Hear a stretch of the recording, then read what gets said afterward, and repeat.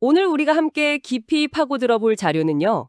청취자분께서 보내주신 기독교 경전, 성경의 에베소서 2장입니다.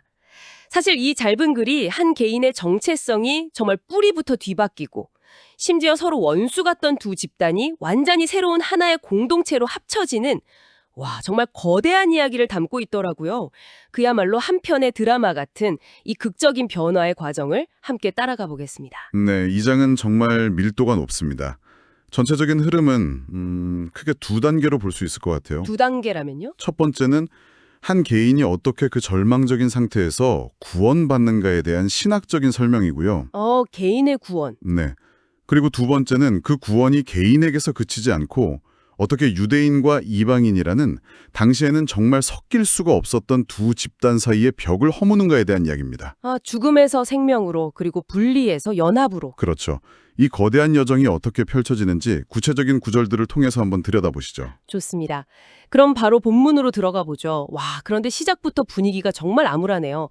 1절을 보면 허물과 죄로 죽었다 너희라고 말해요. 네. 보통 우리가 잘못을 이야기할 때 실수했다거나 잘못된 길로 갔다 이 정도로 표현하는데 여긴 그냥 죽었다고 단정해버리네요. 이게 무슨 의미인가요? 생물학적인 죽음은 아닐 텐데요. 물론이죠. 여기서 말하는 죽음은 관계의 단절, 그러니까 영적인 단절을 의미합니다. 영적인 단절이요? 네. 최신 스마트폰이 있는데 배터리가 완전히 방전돼서 그냥 벽돌이 된 상태. 그걸 생각하시면 좀 쉬울 것 같아요. 존재는 하지만 원래 설계된 기능을 전혀 하지 못하는 거죠. 신과의 관계가 끊어져서 그 생명의 근원으로부터 분리된 상태를 죽음이라는 가장 극단적인 단어로 표현한 겁니다. 그렇군요. 네, 2절, 3절을 보면 그 상태를 세상 풍조를 따르고 육체의 욕심을 따라 지내며라고 묘사하는데 한마디로 신의 뜻과는 상관없이 세상의 흐름과 내 안의 욕망에 그냥 이리저리 끌려다니는 무기력한 상태를 말하는 거죠. 단순히 이런 내면의 문제뿐만 아니라 사회적인 소외감도 같이 이야기하는 것 같아요. 맞습니다. 12절을 보면 그때 너희는 그리스도 밖에 있었고 이스라엘 나라 밖의 사람이라 세상에서 소망이 없고 하나님도 없는 자라고 말하거든요.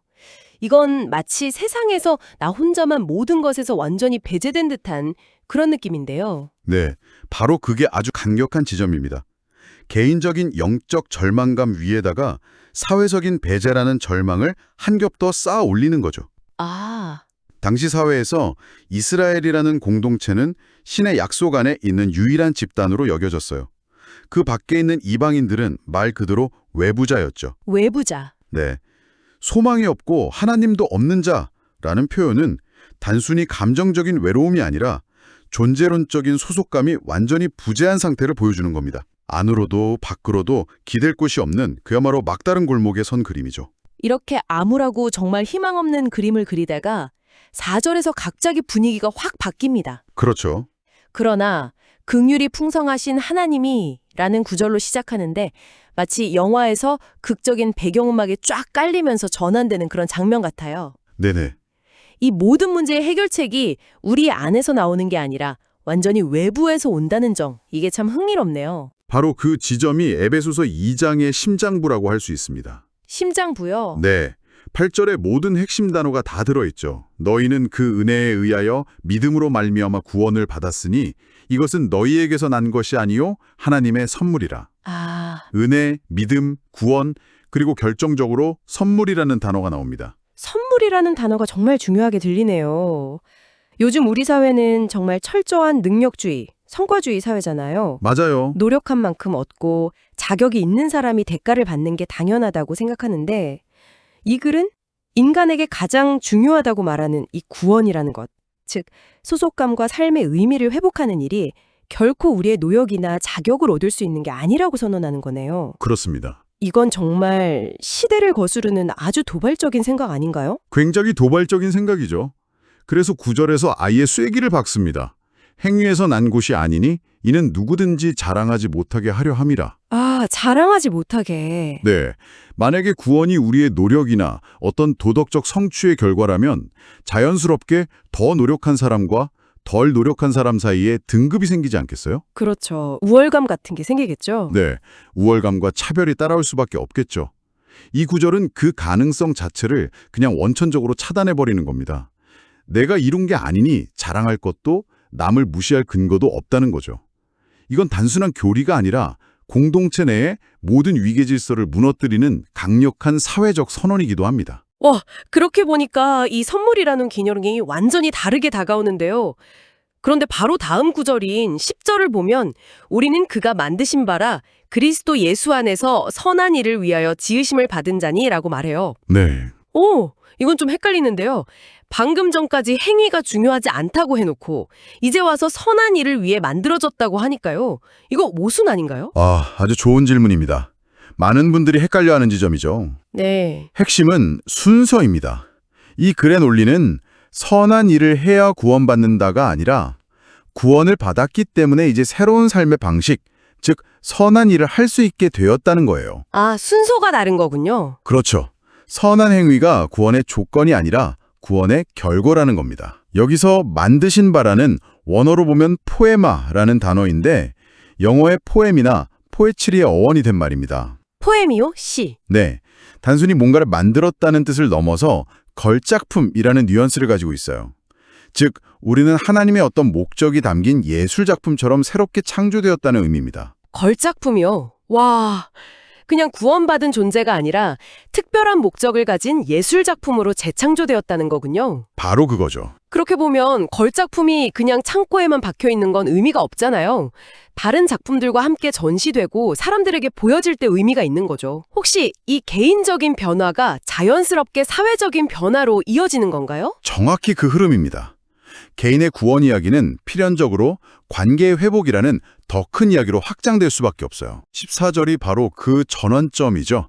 그는 우리의 화평이신지라 둘로 하나를 만드사 원수된 것, 곧 중간에 막힌 담을 자기 육체로 허시고, 중간에 막힌 담이라는 표현이 굉장히 시각적이고 강력하게 들립니다. 네, 막힌 담이라니 혹시 이것도 그냥 비유적인 표현이 아니라 실제 있었던 건가요? 네, 아주 실제적인 배경이 있습니다.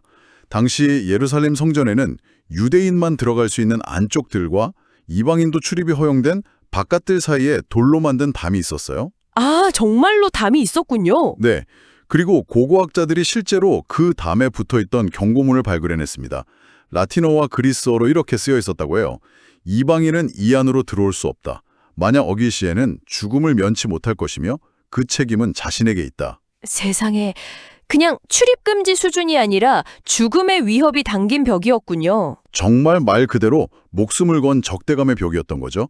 이 글은 바로 그 담이 허물어졌다고 선언하는 겁니다. 와, 그 벽을 허물기 위해서 의문에 속한 계명의 율법을 폐하셨다고 하는데 이건 또 무슨 뜻인가요?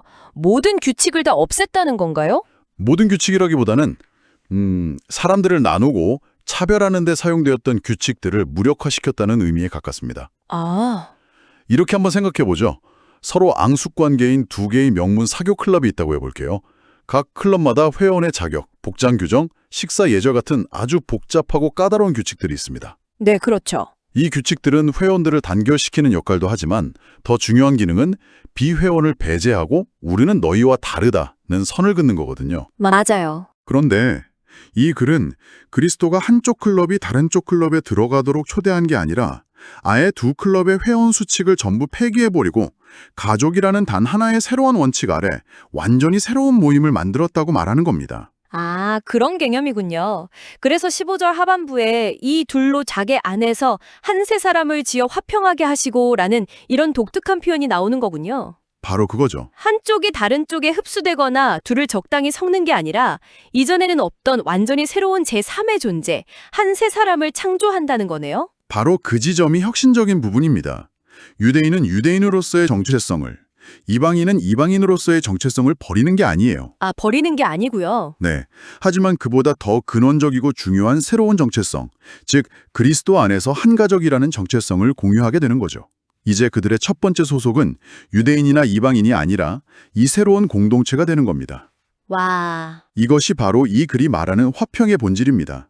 단순히 싸움을 멈추는 소극적 평화가 아니라 새로운 정체성 안에서 하나가 되는 적극적인 평화죠. 자, 그럼 이 벽이 허물어지고 새로운 존재가 된 결과 공동체의 모습은 어떻게 바뀌나요? 이제 이야기가 건축의 비유로 넘어가는 것 같습니다. 맞습니다. 19절에서 먼저 신분의 변화를 선언하죠. 그러므로 이제부터 너희는 외인도 아니요 나그네도 아니요 오직 성도들과 동일한 시민이요 하나님의 권속이라. 외인에서 시민으로 또 가족으로. 네, 외인, 스트레인저에서 시민, 시리즌으로 거기서 더 나아가 하나님의 가족, 하우스홀드로 점점 더 깊고 친밀한 관계로 들어가는 것을 보여줍니다. 소속감이 완전히 달라진 거죠. 완전한 내부자가 되었다는 선언이네요. 그리고 나서 20절에 너희는 사도들과 선지자들의 터 위에 세우심을 입은다라. 그리스도 예수께서 친히 모퉁이 돌이 되셨느니라. 네, 고대 건축에서 모퉁이 돌이 건물의 기준을 잡는 가장 중요한 돌이라고 들었어요. 그렇습니다. 모퉁이 돌은 건물 전체의 각도를 결정하고 두 벽을 단단하게 연결하고 모든 다른 돌들이 어디에 어떻게 놓여야 할지를 결정하는 기준점입니다. 그리스도가 바로 그 기준점이라는 거죠. 아, 그리고 그 기초 위에 신자들이 서로 연결하여 주 안에서 성전이 되어가고 있다고 말합니다. 여기서 우리가 주목해야 할 단어는 되어가고라는 진행형 표현입니다. 그러네요. 되어가고 이미 완성된 건물이 아니라 지금도 계속 지어지고 있는 공사 현장 같은 그런 이미지군요. 맞습니다. 완벽하게 완성된 모습이 아니라 끊임없이 만들어져가는 과정이라는 거네요. 네, 바로 그 역동적이고 유기적인 공동체의 모습을 보여주는 겁니다. 서로 다른 모양과 크기를 가진 돌들이 모퉁이 돌이신 그리스도를 기준으로 서로 맞물려서 하나의 견고한 건물이 되어가는 과정이죠. 네. 그리고 이 건축 프로젝트의 최종 목적이 22절에 나옵니다. 너희도 성령 안에서 하나님이 거하실 처소나 되기 위하여 그리스도 예수 안에서 함께 지어져 가느니라. 결국 이 새로운 공동체 자체가 신이 머무는 새로운 성전이 된다는 정말 장엄한 비전이네요. 그렇죠. 과거의 그 돌로 지은 건물이 아니라 서로 다른 배경을 가진 사람들이 연결된 그 관계망 자체가 신이 거주하는 살아있는 공간이 된다는 거군요. 바로 그것이 에베소서 2장이 지시하는 최종적인 그림입니다. 한 개인의 구원이라는 작은 점에서 시작된 이야기가 집단 간의 적대감 해소를 거쳐 최종적으로는 신이 거주하는 살아있는 공동체의 탄생이라는 거대한 비전으로 마무리되는 것이죠. 개개인의 구원받은 벽돌이라면 그 벽돌들이 함께 지어질 때 비로소 신의 집이 완성된다는 강력한 공동체적 메시지를 던지고 있습니다. 오늘 에베소서 2장을 통해 한 개인과 공동체가 겪는 이 놀라운 변화의 여정을 따라가 보았습니다.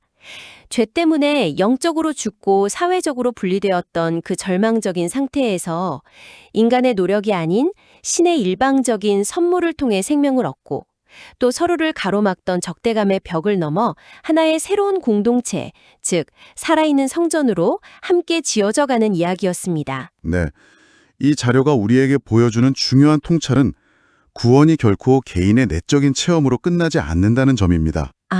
그것은 반드시 구체적인 관계의 회복과 새로운 공동체의 형성으로 이어져야 한다는 것이죠. 특히 함께 지어져 간다는 마지막 구절은 이 모든 과정이 일회성 이벤트가 아니라 우리 모두가 참여하는 지속적이고 역동적인 여정임을 다시 한번 강조합니다. 그렇군요. 그럼 마지막으로 청취자분들이 이 자료를 통해 더 깊이 생각해 볼 만한 질문을 하나 던져보면서 마무리할까 합니다. 네, 좋습니다. 이 글은 유대인과 이방인 사이에 중간에 막힌 담이 허물어졌다고 선언합니다.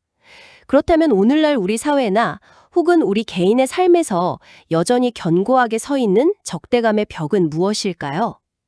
그리고 이 글의 관점에서 볼 때 그 벽을 허무는 것은 단순히 상대방에게 더 친절하게 대하는 수준을 넘어선 근본적인 정체성의 재창조를 요구하는 것이라면 그것은 우리에게 무엇을 의미할까요? 한번 곱씹어 볼 만한 질문인 것 같습니다.